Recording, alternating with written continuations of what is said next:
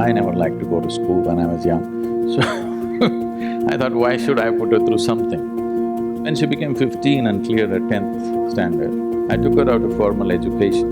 And then she said, "You're teaching everybody so many things, you're not teaching me anything." I said, "This is all you need to know."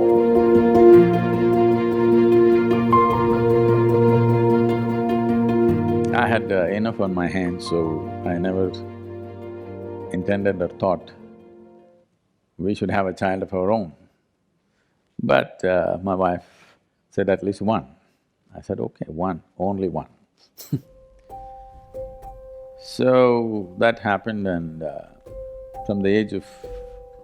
when she was an infant, 3.5 months of age, I drove across South India with her strapped to my front seat of the car, me driving alone, just my one hand here, one hand on the steering wheel. This was the time we were building Isha Foundation, so I traveled extensively, and she was traveling with me when she was 3.5 months old infant. So first 4 years she grew up in the car with me and in many people's homes.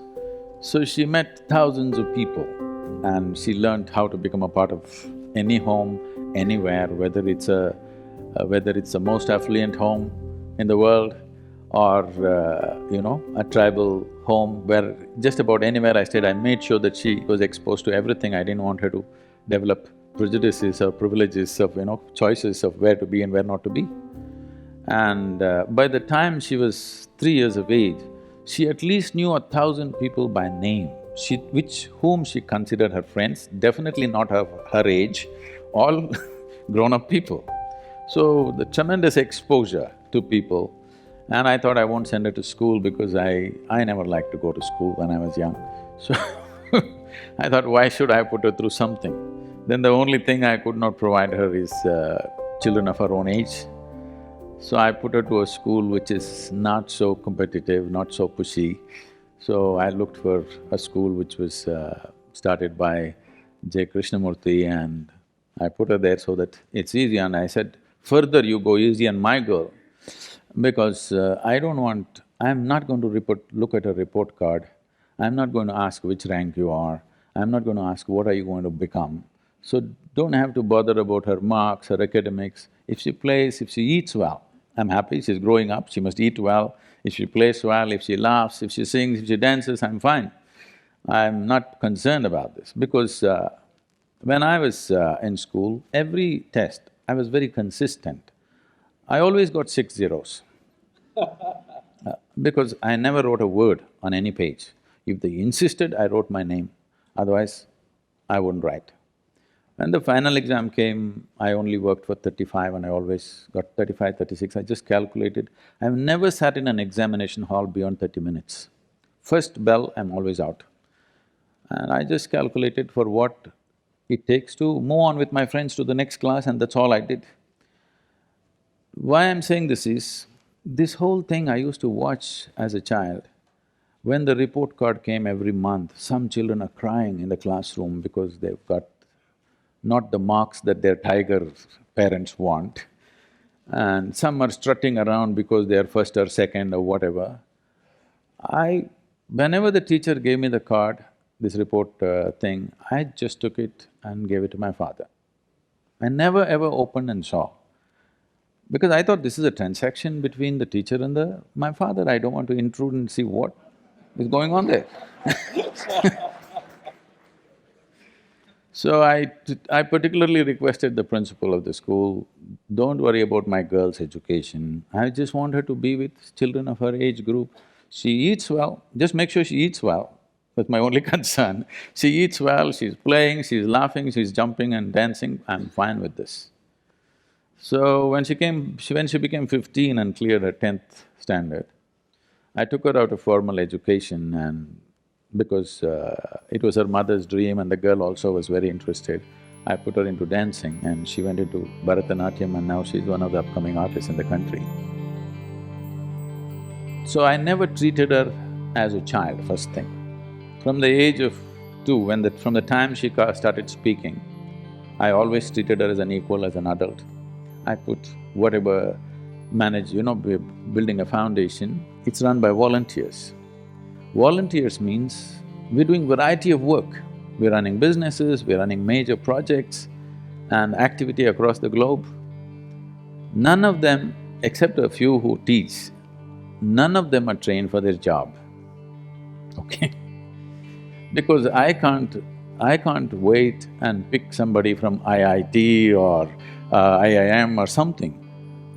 Those who get rejected by all of you, probably they come to me. Whoever comes, I take them and put them into this job, that job, all kinds of jobs. So what can be done with one word? I have to speak 100 words to make them understand, for them to stay on the job, to remain committed, to keep it going. And because they're volunteers, you can't fire them. You can't fire them for inefficiency or this or that. So whatever problems in the organization, in the management, in individual people's problems, adult problems, all kinds, I always, once in a way, I gave her one of the problem and said, what is it? She used to come out with incredible, her own childlike solutions, sometimes perfect solutions, sometimes something wacky. Around 12, 13 years of age, she came home one day and she was disturbed about something that she saw, something that happened at school. And then she said, you're teaching everybody so many things, you're not teaching me anything.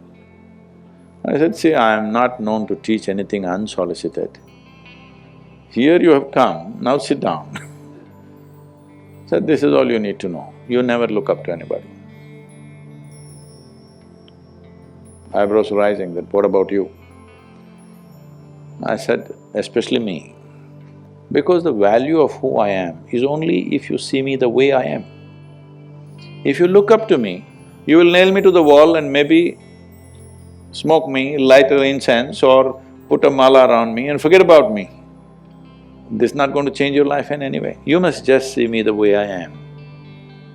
You must see me just for what I am, then I'm of immense value to you. But if you look up to me, you will miss it. So never look up to anybody, never look down on anybody. If you do this one thing, you will see everything just the way it is. Only if you see things the way they are, you can navigate effortlessly, isn't it so? This is so with life also. Only if you see everything just the way it is, you can navigate through life effortlessly. This is all the ability you need to give to your child. So I always treat it as an adult, never trying to place myself above her. This is the fundamental management I did, that she need not look up to anybody, nor look down to anybody. Just look at level, at everything the way it is. Just learning to see life just the way it is. Looking up is a lie, looking down is a lie. Looking up is coming from a certain prejudice, looking down is coming from a certain prejudice. Being able to treat every life, everything, whatever it is, this is our culture, I want you to understand. It doesn't matter if a paper, just a sheet of paper, when we were growing up, one paper, you cannot step on it. Yes? Yes or no? Many of you have grown up like this in your homes.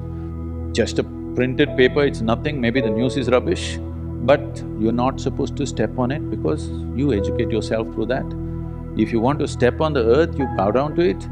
You don't look up to something or look down to something. What you do to your God, you do to everything.